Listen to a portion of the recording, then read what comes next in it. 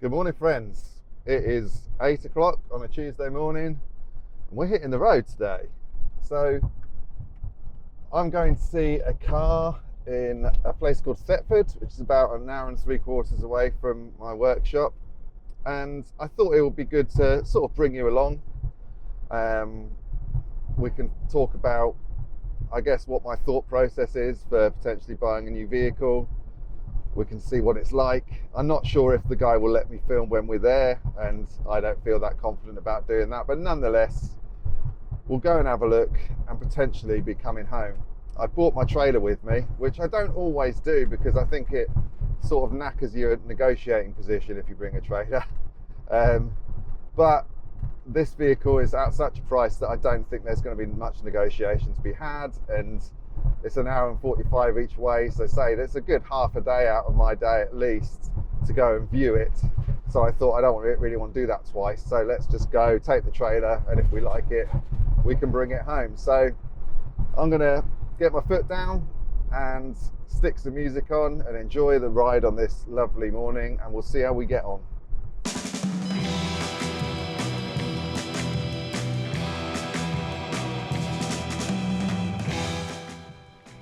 So one of the things people ask me a lot about is where I source vehicles from. And, you know, to be honest with you, there's no great shakes to that. Same place that you would. Facebook Marketplace, eBay, Gumtree, Car and Classic, spending a huge amount of time looking on them, members of groups, reading people's messages if there's wanted ads, and looking for stuff like that.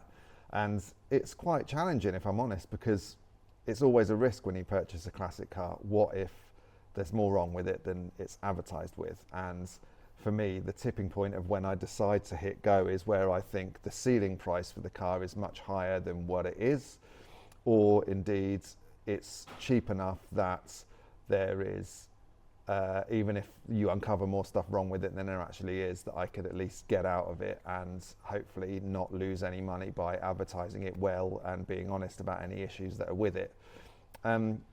And, you know, one of the things people ask about is, do I import vehicles? And you know, I don't currently. I think there is a huge risk when you do that, unless you're able to go over to the States and look at them in the flesh. There's a massive risk that when you get it, there's going to be issues that weren't advertised with, and then all of a sudden you've paid all that money and you've got a vehicle that at the moment there isn't enough strength in the pound to make it de-risked enough to do that. So I tend not to do that.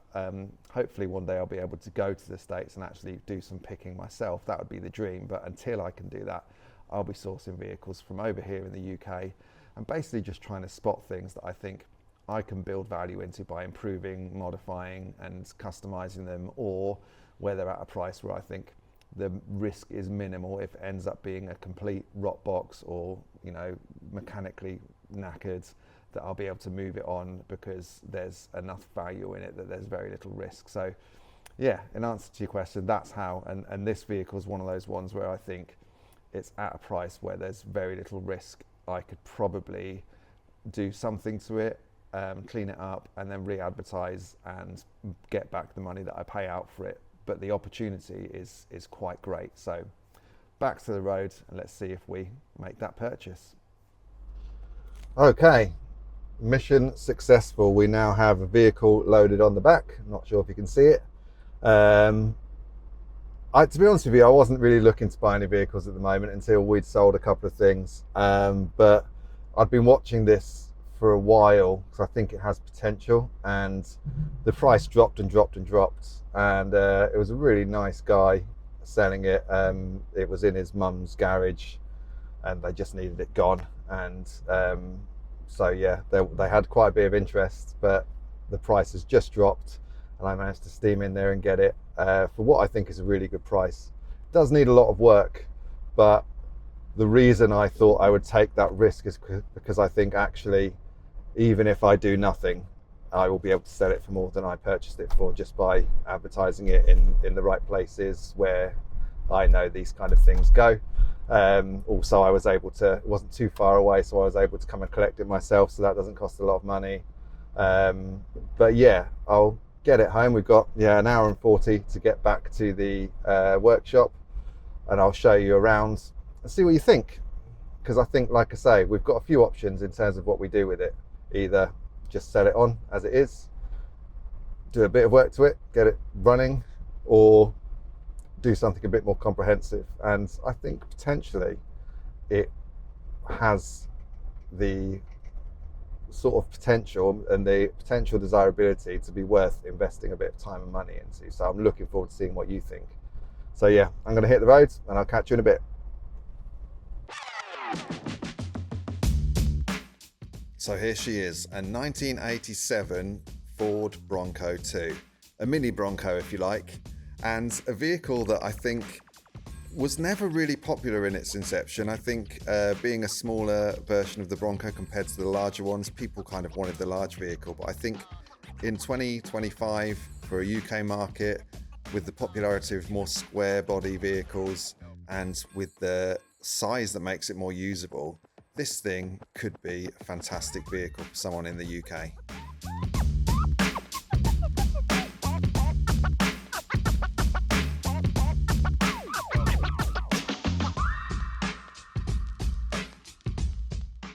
So let's take a look around there.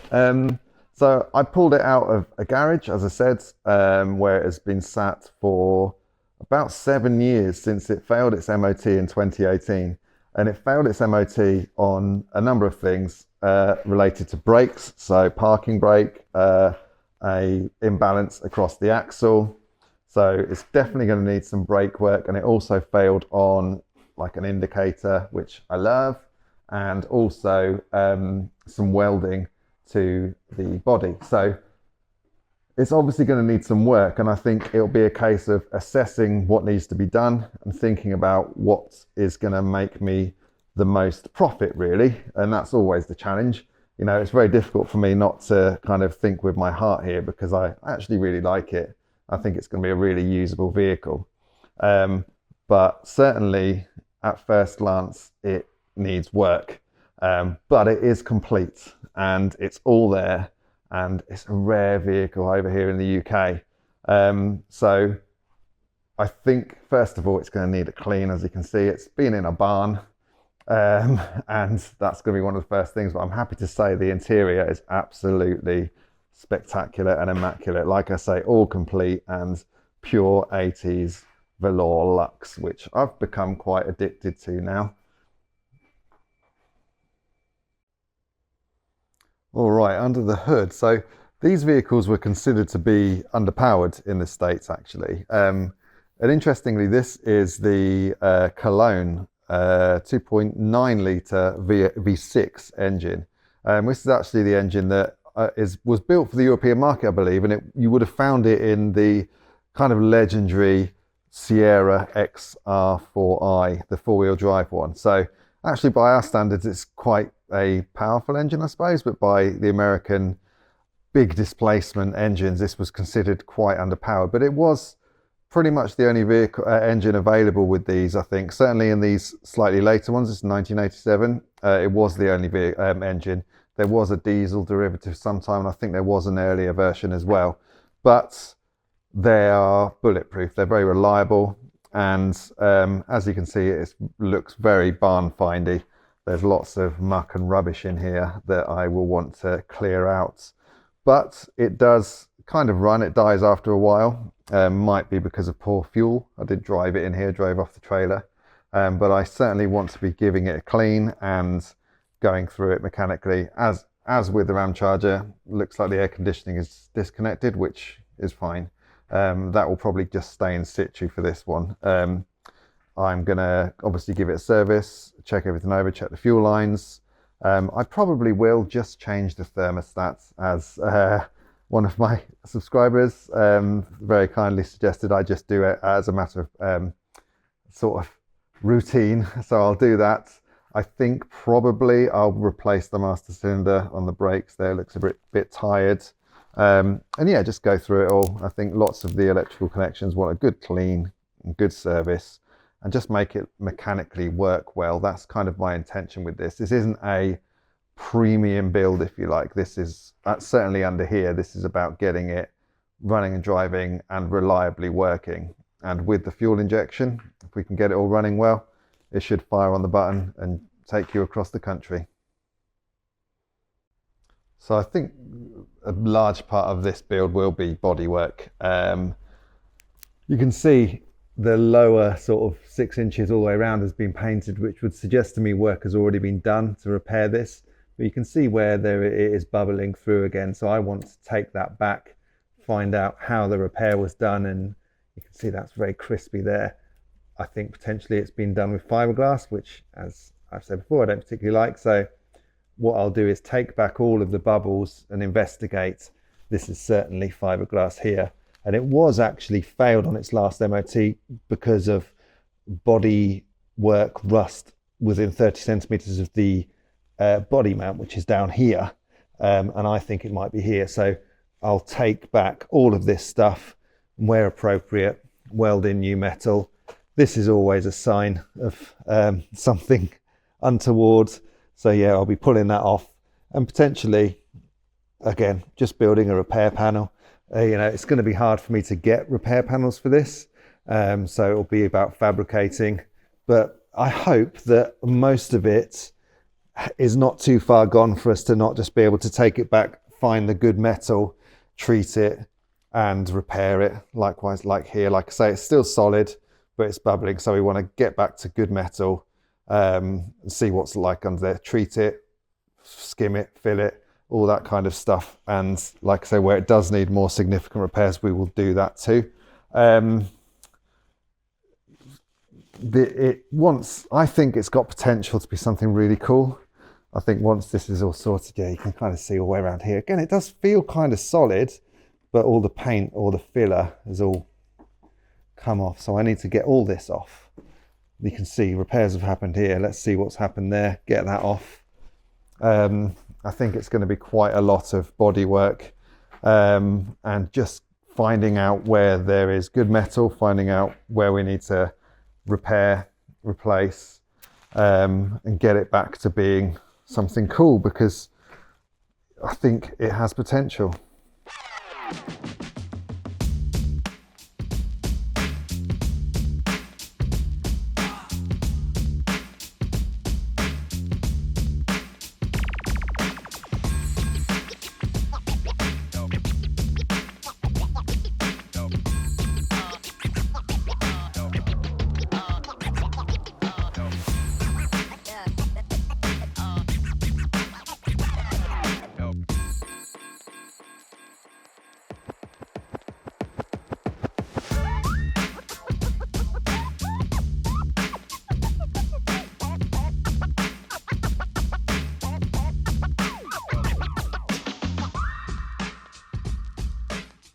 So that is the Bronco. What do you think? Please do write in your comments your thoughts on it, because I'm really keen to get your opinion. How much do you think it's worth now? How much do you think it'd be worth with an MOT? And how much do you think would be worth if we were to do a full kind of restoration on it? And I've got an image in my head of how I'd like to paint it, which I'll share with you now, the inspiration for. And if I could get my friend Signs by George to help me, I think we could actually make it look really cool. And that's kind of what my heart's telling me to do, but that might not be the smartest move. So I think the first order will be for me to just assess parts that I need to get. So as I've said, things like thermostat, which I'll do. It's got that fueling issue, which I think is probably the fuel filter. So there's a canister fuel filter underneath it. So I'll get a new one of those, drain out the smelly old fuel and run some clean fuel through it, and I think hopefully that will sort out the running issues. And then I can also order things like brake master cylinder, rear drum repair kit, look at the parking brake lines, cables, and then look at the front brakes as well. Do I need just new pads, or is it going to need new discs, new caliper repairs, new calipers, those kind of things? So I'll kind of start off by looking at what's the bare minimum to get it on the road, and then we can get it MOT'd, and then probably then assess if we then sell it at that point as a running, driving vehicle, or do we go the full hog and go, right, let's make it into something really, really cool that can be driven around. And like I say, my heart wants to do that, because I kind of quite fancy driving it around for a little while, because it's so usable, it's so cool inside, such a good size. And yeah, I've got a great deal of affection for it now, having spent a bit of time with it. So let me know what you think. As always, it's a business. And it's a scary thing to do this for a living, and it's been scary for me to spend the money out. I'm still hoping the taxi will go. I've got, it's on eBay at the moment. It should have finished by the time this video goes out. So if that's gone, then I'll have a bit more money to spend. But if that doesn't go, then I need to look at trying to get some money back in as soon as possible, because I'll be looking at breaking the taxi and putting the engine and transmission into something else.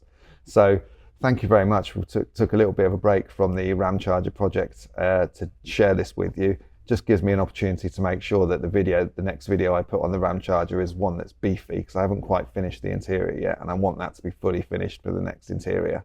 So again, please like, please subscribe, all that good stuff. I hope you're having a really good Easter break, enjoying the weather and spending some good time with your friends and family. I'll see you next Sunday.